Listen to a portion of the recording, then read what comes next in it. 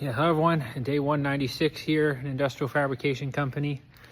Really good day up until we really got to learn the impact of defects.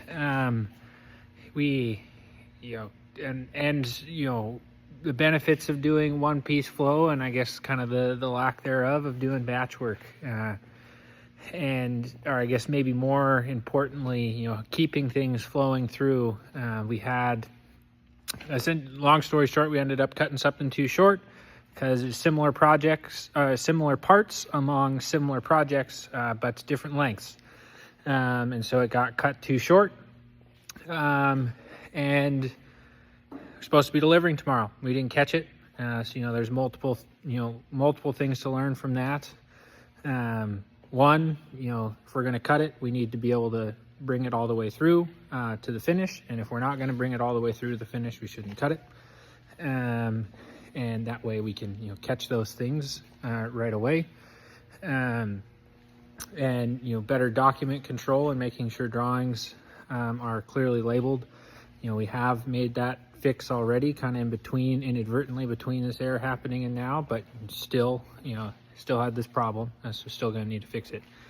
And so, dealing with that and, having to work with the customer on that. Fortunately, we're delivering a little early, so there might be a little bit of leeway here, but still not something that we want to be doing.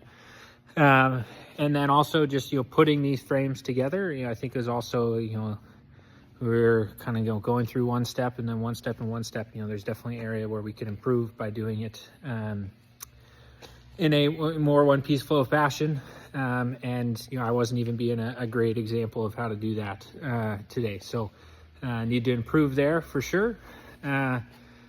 Ultimately, we'll move through this and, we'll work well with the customer. But ultimately that mistake is on us and we need to learn from it.